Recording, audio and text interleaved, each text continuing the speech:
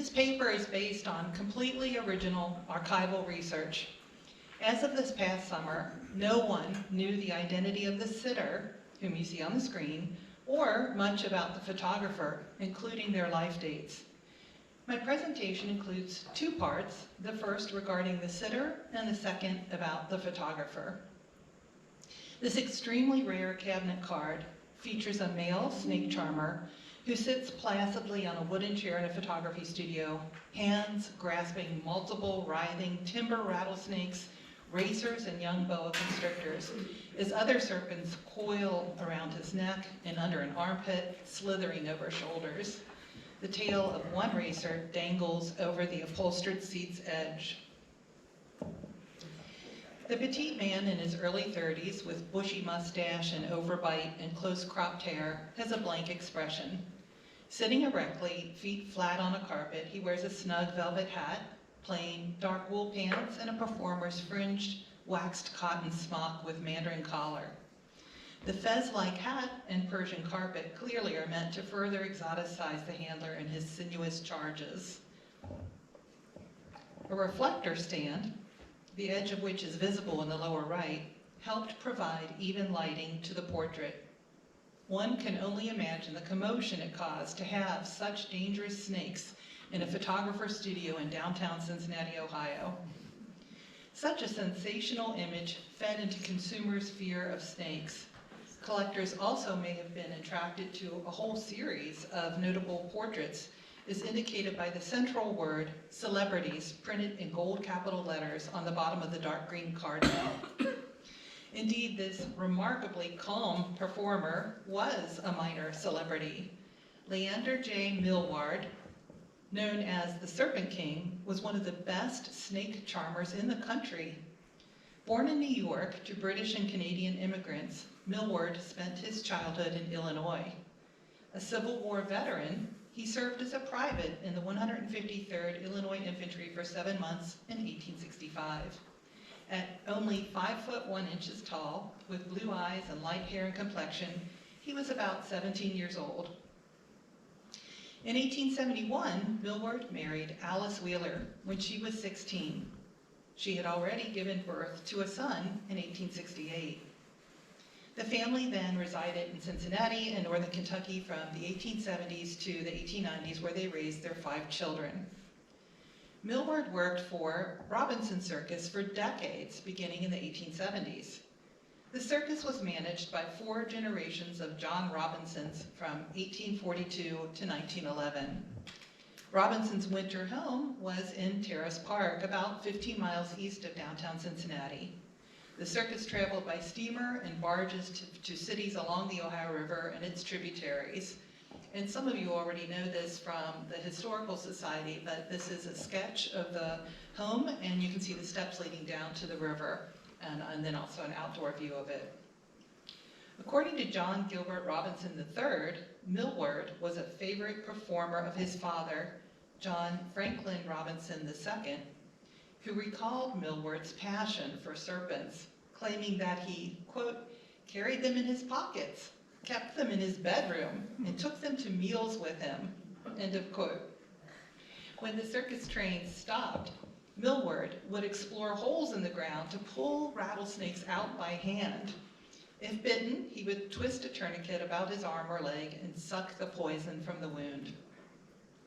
In March 1884, a Cincinnati Commercial Gazette reporter visited the Serpent King on an upper floor of a large tenement house on Vine Street, just above the canal.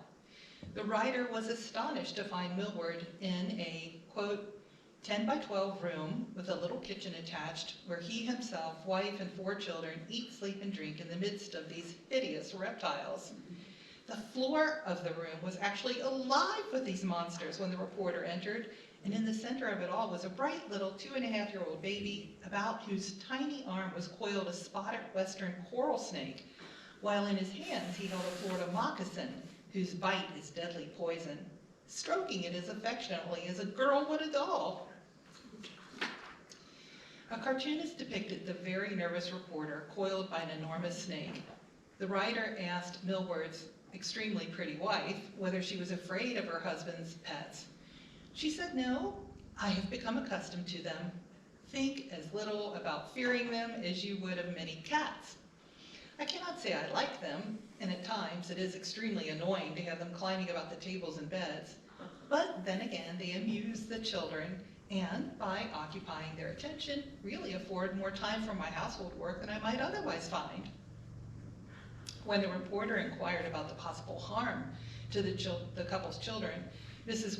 Millward laughed, saying, "Sometimes a new snake that will spring at my husband in the most furious fashion will nestle down in the laps of the children in an extremely contented style.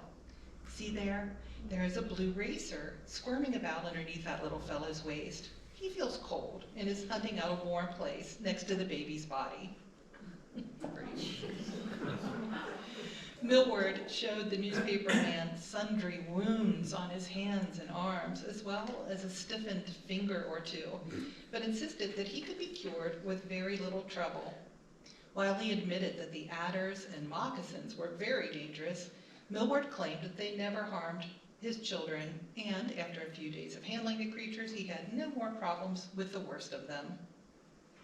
Although it was common practice for charmers to draw or remove fangs or sew their mouths shut, Millward stated that he never defanged snakes, finding it entirely unnecessary. He fed his 40 serpents well, by hand, once every 2 weeks, and declared that all are as gentle and kind as kittens.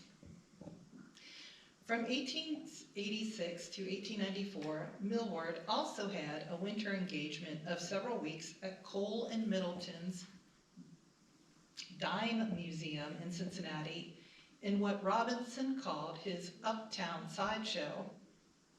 You can just make out the word museum in this photograph. I was so happy to find that one. Charles Edward Cole and George Middleton opened their first dime museum in Chicago in 1882, and then established, bear with me, branches in Cincinnati, Milwaukee, Louisville, St. Paul, Minneapolis, and Cleveland. And this is a newspaper announcement of Millward and Cincinnati's Dime Museum, located at the southeast corner of 6th and Vine, the site of today's Fountain Square. Millward also traveled throughout the nation, appearing in multiple cities in Ohio, as well as Arkansas and California.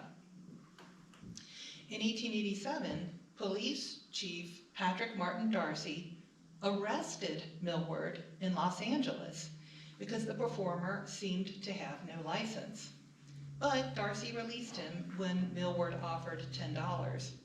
The Serpent King was running a sideshow for Robinson there. After police realized that Millward's license was with the circus, they refunded his deposit money. The Los Angeles Herald reported the incident with the title, "Quarrelsome Colored Men." It is possible that the law misraced Millward if dark-skinned workers were with him. The officer may have assumed that all of the men were of color. In fact, Robinson Circus hired a number of African-American performers, such as, Lewis Willis, who rode horses and elk from 1859 to 1875, animal trainer Sidney Rink, and also Eva Wardell, also known as Princess Sotonka, who appeared with Robinson in 1902 as the first black female lion tamer in the United States. On her marriage certificate in